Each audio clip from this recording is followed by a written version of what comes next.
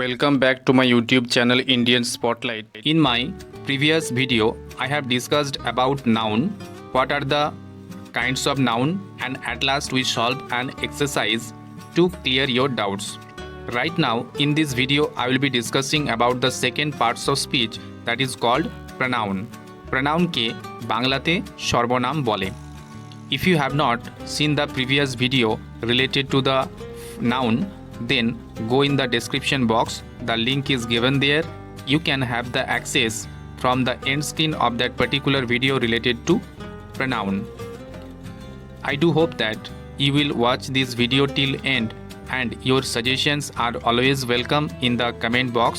If you like the video, share and subscribe the channel for receiving future notification whenever I upload any videos related to the field of English language and literature. তাহলে pronouns, what is the definition of a pronoun? A word that is used in the place of a noun is called a pronoun. একটা শব্দ যেটা আমরা noun বা বিশেষ্যর পরিবর্তে ব্যবহার করি তাকেই আমরা pronoun বলি. If we classify the pronouns in English grammar, then pronouns are of 8 kinds. আমরা যদি ইংরেজি গ্রামারে সর্বনামগুলোকে শ্রেণীবিভাগ করি তাহলে এটা হয়ে থাকে 8 প্রকারের. সেগুলো হলো personal pronoun, possessive pronoun, distributive pronoun, demonstrative pronoun, reflexive pronoun, relative pronoun, interrogative pronoun and at last indefinite pronoun. বিশদে এই সমস্ত রকমের এই 8 প্রকারের যে প্রনাউন্সগুলো আছে সেগুলো সম্পর্কে এই ভিডিওটিতে এক্সাম্পল এবং ডেফিনেশন সহ আমরা আলোচনা করব.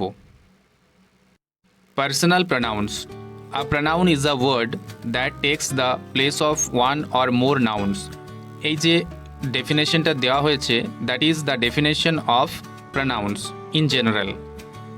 The most frequently used pronouns are called personal pronouns. এই যে প্রনাউন্সগুলো আমরা সবথেকে বেশিভাবে ব্যবহার করি ইংলিশ গ্রামারে বা ইংলিশ সেন্টেন্সে তাদেরকে বলা হয় personal pronouns. They refer to people or thing. তারা সাজেস্ট করে কোনো ব্যক্তি বা কোনো বস্তুকে. পার্সোনাল প্রনাউনকেও আবার সাবজেক্ট প্রনাউন বলা হয়. Why to call it a subject pronoun? The reason is that a subject pronoun is used as the subject of a sentence. একটি ইংলিশ বাক্যের মধ্যে এই সাবজেক্ট প্রনাউনগুলোর কাজ হচ্ছে সাবজেক্ট হিসাবে যেগুলোকে ইউজ করা হয়ে থাকে.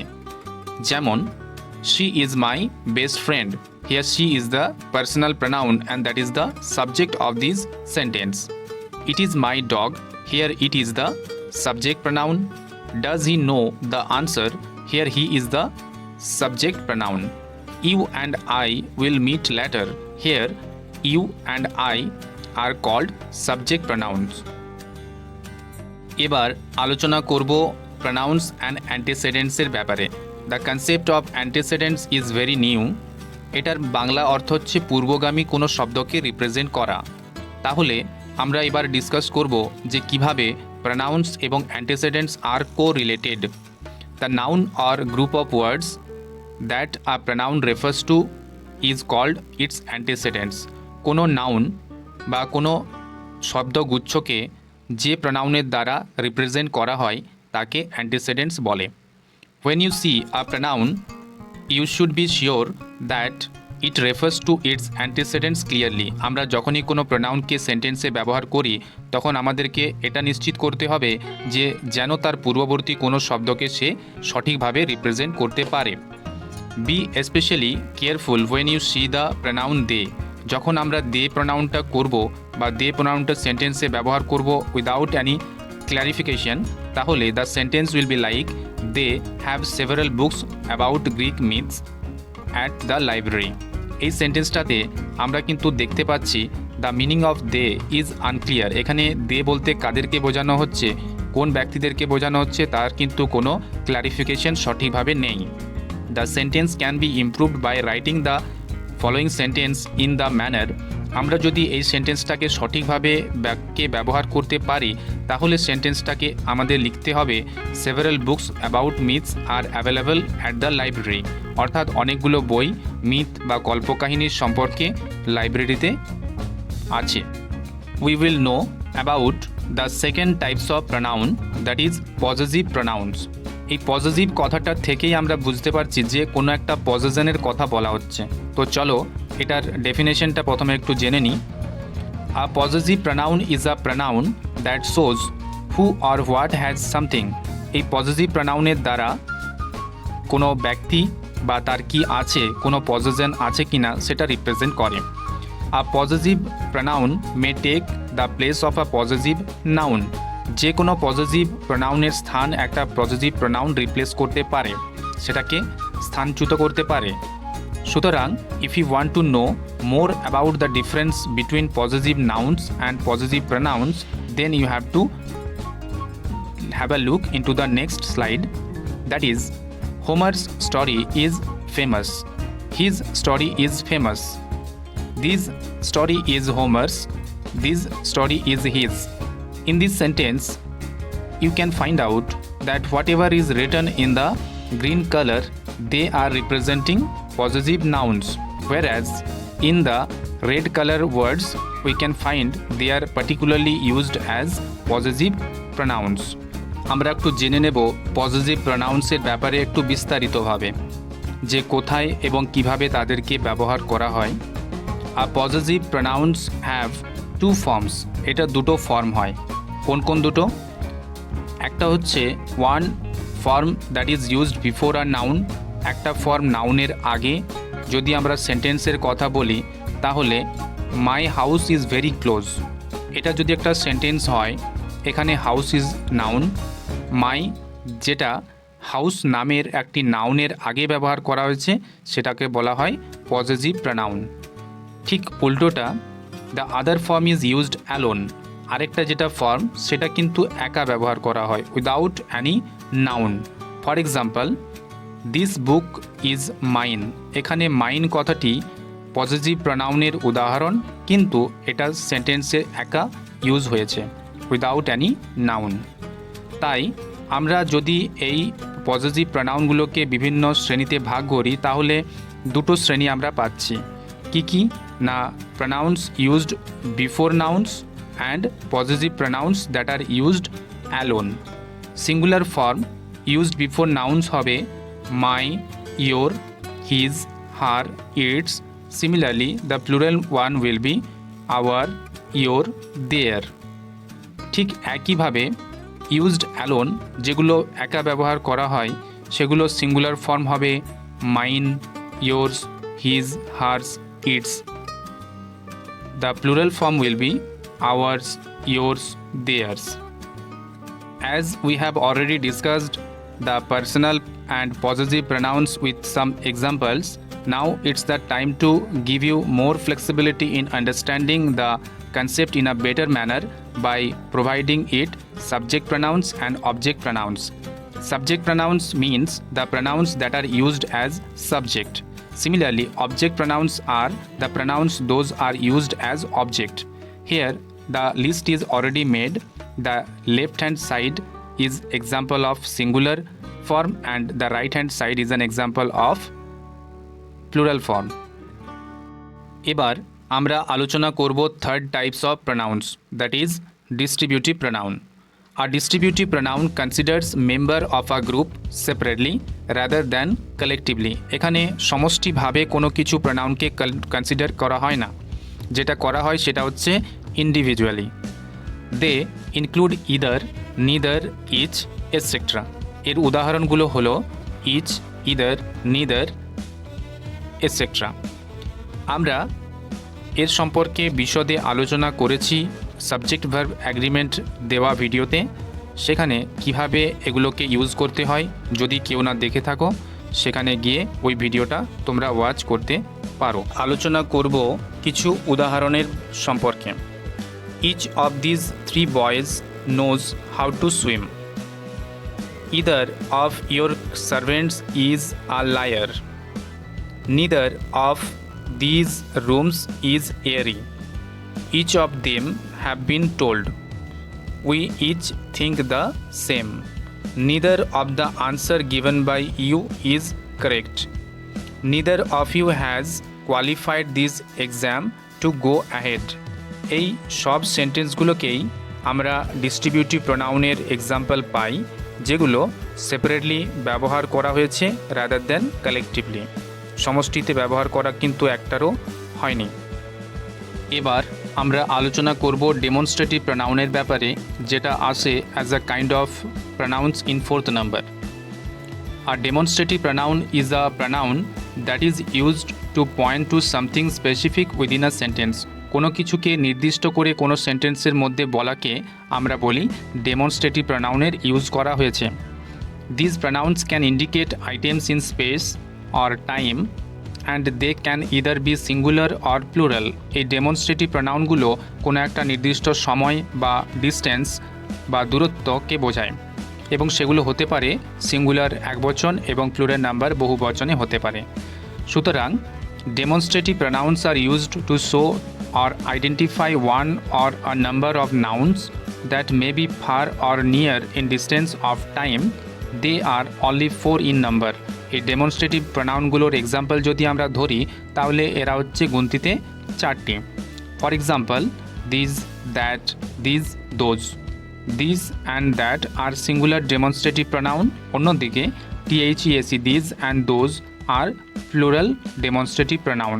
এবার জানবো যে কোথায় দিস, দ্যাট, কোথায় দিস, দোজ ইউজ করা হয়। THIS this is used someone or something very close in singular number. This THIS এর ব্যবহার করা হয় কোনো কিছু যদি আমাদের খুব কাছে হয় কিন্তু একবচনে। অন্যদিকে that THAT that is used something or someone that is far away but in singular number. THESE something or someone that is very close to us but in plural number. The opposite one, those, THOSE, that is used to mean someone or something in plural number but the distance is far away. জানবো relative প্রোনাউন্সের ব্যাপারে। Relative pronouns take the place of noun or pronounce.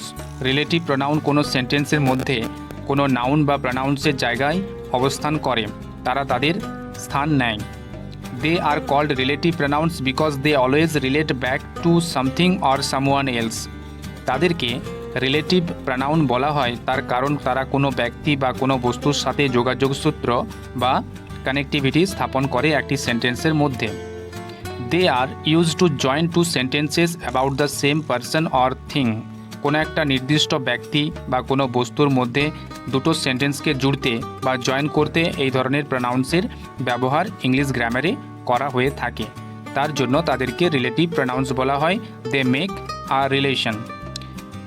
এই relative প্রোনাউন্সগুলোর উদাহরণ যদি আমাদের বলি তাহলে হতে পারে তারা who, whose, whom, which, that.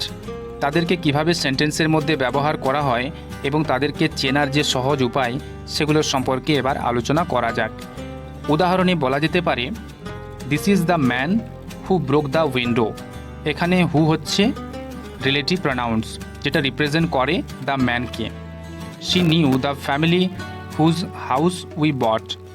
Hair whose is the relative pronoun that is again representing the family. They have found the lady whom they want to interview. So, whom is representing the lady. My precious blue lamp which was in the room was broken. Here the relative pronoun which is representing the blue lamp. Similarly, in the last one, the lamp that was in the room was broken. Here that is the relative pronoun that is representing the lamp. So I hope that the concept of relative pronoun is absolutely clear to you all. Reflexive pronouns. A reflexive pronoun refers to a noun or another pronoun and indicates that the same person or thing is involved. Reflexive pronoun-এর ক্ষেত্রে আমরা কোনো noun বা অন্য কোনো pronoun যেটা indicate করে কোনো ব্যক্তি এবং কোনো বস্তুকে। Reflexive pronouns are formed by adding self or selves to certain personal and possessive pronoun. এই রিফ্লেক্সিভ ফর্মটাকে খুব ইজিলি চেনা যায়, খুব সহজেই চেনা যায় শুধুমাত্র দুটো জিনিস দেখে, সেটা হচ্ছে সিঙ্গুলারে SELF সেলফ এবং প্লুরাল নাম্বারে সেলফ SELVES। এটা এর পর দেখতে পাওয়া যায় কোনো ওয়ার্ডের পর। তাহলে একটা উদাহরণ দেখে নেওয়া যাক। The woman found herself in a book of folk tales. এখানে the word herself is an example of reflexive pronoun because herself self is talking about any of the noun that indicates the same person. So self, self, the word is in singular form. Reflexive প্রনাউনের আরও কিছু উদাহরণ দেখতে পাওয়া যায় যেগুলোকে আমরা singular এবং প্লুরাল ফর্মে ডিভাইড করতে পারি। সিঙ্গুলার ফর্ম হতে পারে myself, yourself, himself, herself, itself. Opposite one plural form ourselves, yourselves and themselves. The sixth kind of pronouns, that is interrogative pronoun. An interrogative pronoun is a pronoun which is used to make asking questions easily. অর্থাৎ interrogative প্রনাউন্সের মাধ্যমে আমরা যদি কাউকে কোনো question বা কোনো প্রশ্ন করি তার জন্য ব্যবহার করা হয় ইংলিশ সেন্টেন্সে। There are 5 interrogative pronouns. English গ্রামারে 5 প্রকারের ইন্টারোগেটিভ প্রনাউন্স আমরা লক্ষ্য করি। Each one is used to ask a very specific question or indirect question. Some such as who, whom refers to only people. Others can be used to refer an object or people. তাহলে যে 5 প্রকারের interrogative pronouns আমরা সাধারণত English সেন্টেন্সে ব্যবহার করে থাকি তাদের মধ্যে হু এবং হুমকেই কেবল ব্যক্তি বোঝাতে সাহায্য করে। কোনো ব্যক্তির সংজ্ঞা দেওয়ার জন্য হু বা হুম আমরা ব্যবহার করি। while rest of the other 3 can be used to refer any object or people. বাকি যে 3টে আছে সেই 3টেকে আমরা ব্যবহার করতে পারি কোনো অবজেক্ট বা কোনো ব্যক্তিকে বোঝানোর জন্য। এবার দেখে নেওয়া যাক ইন্টারোগেটিভ প্রনাউন্সের কিছু সেন্টেন্সের উপর। Who is the teacher? Here who is the interrogative pronoun. What is your friends name? What is the interrogative pronoun. Where do you live? Where is the interrogative pronoun. Which of the pens is running well? Here the interrogative pronoun is which. Indefinite pronouns. An indefinite pronoun is a pronoun that does not refer to a particular person, place or thing. Indefinite বলতে আমরা বুঝি অনির্দিষ্ট যেসব pronoun ব্যবহার করা হয়ে থাকে, অর্থাৎ সেগুলো কোনো নির্দিষ্ট ব্যক্তি, স্থান বা কোনো বস্তুকে বোঝায় না। Does anyone know the story of Midas? Here anyone is the indefinite pronoun that suggests not any particular person. Most indefinite pronouns are either singular or plural. বেশিরভাগ ইনডিফিনাইট প্রনাউনগুলো সাধারণত সিঙ্গুলার এবং প্লুরাল একবচন এবং বহুবচন দুই প্রকারেরই হয়ে থাকে। এবার দেখব কিছু ইনডিফিনাইট প্রনাউন্সের এক্সাম্পলের উপর। সেগুলো হতে পারে another, anybody, anyone, anything, each, either, everybody, everyone, everything, much, neither, nobody, no one, nothing, one, somebody, someone, and something. All these are the examples of singular indefinite pronouns. While if we talk about the plural indefinite pronouns, then the examples are both, few, many, other, several. এছাড়াও আমরা বলতে পারি all, any, most, none, and some can be singular or plural depending on the phrase that follows them. উপরের আলোচনা করা singular এবং plural ফর্মগুলো বা indefinite ফর্মগুলো ছাড়াও আমরা all, any, most, none and সামকে সিঙ্গুলার এবং প্লুরাল হিসাবেও ব্যবহার করতে পারি সেন্টেন্সের স্ট্রাকচারের উপর, যেটা সম্পূর্ণ নির্ভরশীল।